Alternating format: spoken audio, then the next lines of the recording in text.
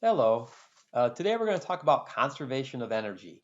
And if we're working on our energy and work unit, this is probably the single most important thing that we'll talk about and we'll learn about going forward.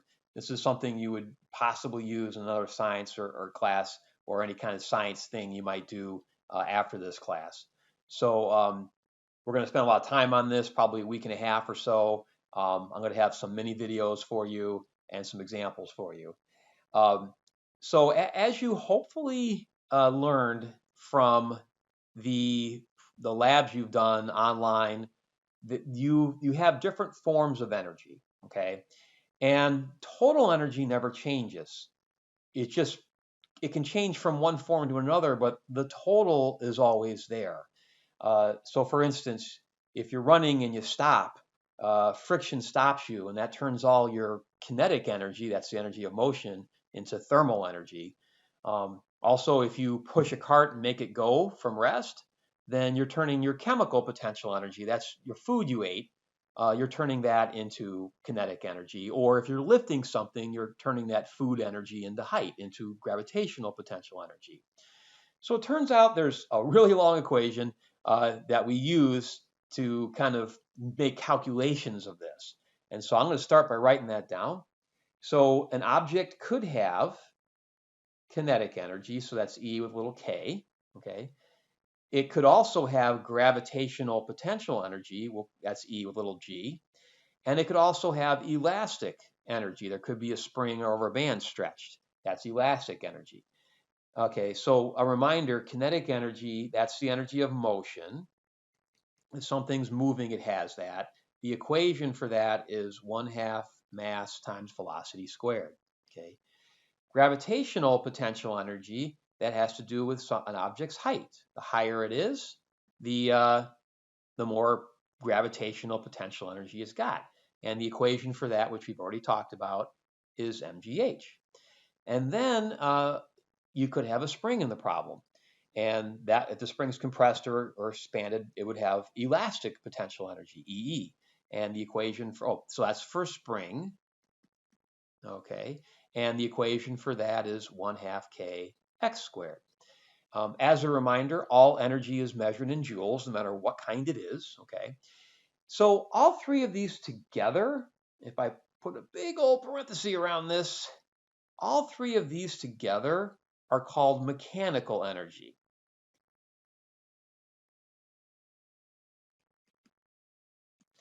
And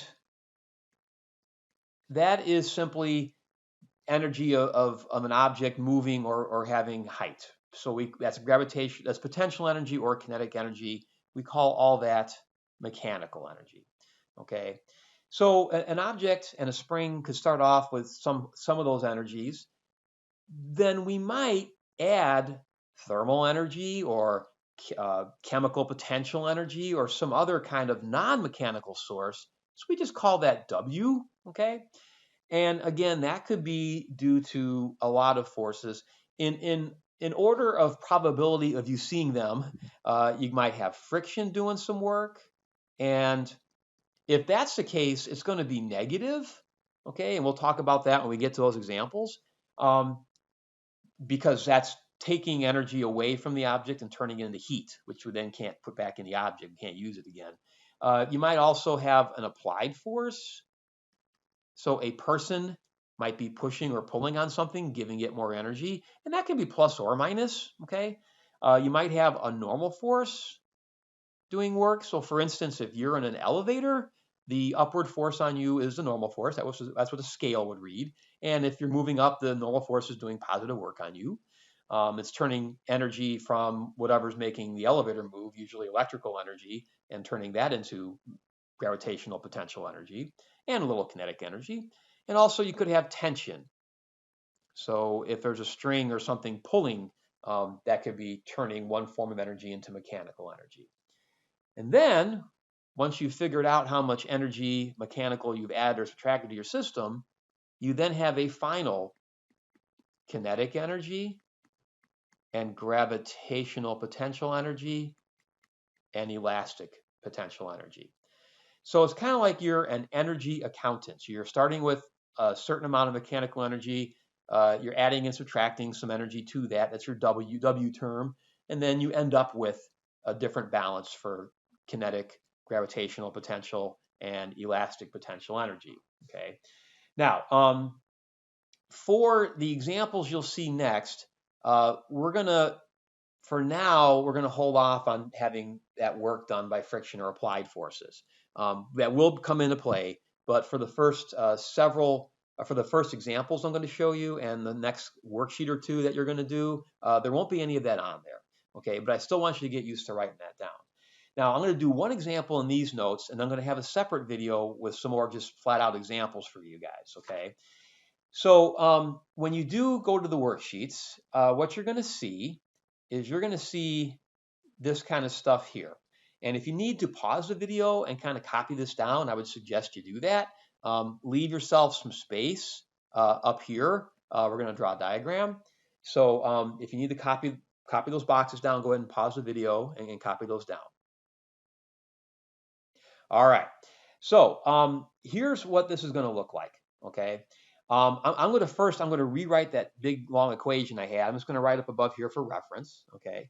So we had E sub K plus E sub G plus E sub E plus any work done equals E sub, oh, sorry, let me fix that. Equals E sub K plus E sub G plus E sub E again. Okay. So I'm going to use this. I'm going to do two examples real quick, real brief examples on this thing, and then I have three more examples to show you on the next video. So the first example is very simple. Let's say I have a book and I drop it toward the ground. So I drop the book from rest. Okay, and let's say I give you a height. Let's say this height. Let's say this height is 6 meters, okay? And you drop it, okay? And we wanted to figure out right before it hits the ground, how fast is it going, okay? So there's a lot of ways to do that. We've learned to do that in other examples before, but it turns out whenever an object moves from one point to another, often using this conservation of energy equation is really a good way to go, okay? So the three boxes here are kind of like what you're going to do is you're going to show your work, and that's actually more important in the answer. Showing me the work is by far the more important in the answer. Is showing me the process is what I'm going to be looking at. Okay, so what you do is this would be point A, and this would be point B, and then if there's any friction or any applied forces acting between points A and B, that's where that W term comes in. So you ask yourself at point A, is it moving? Well, it's not at point A. We're dropping it from rest. So at point A, it doesn't have any kinetic energy. At point A, does it have height?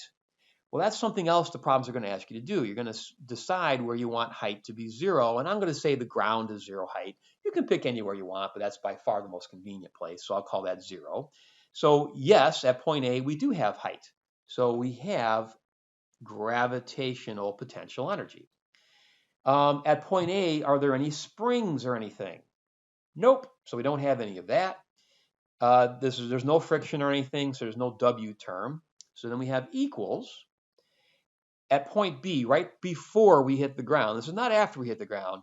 Other things happen after we hit the ground, but right before we hit the ground, do we have any kinetic energy? Well, yeah, the book's moving.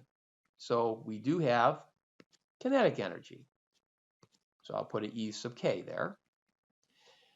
Do we have any gravitational potential energy? Well, at that point, the book's height is basically 0. So no, we don't have any gravitational potential energy.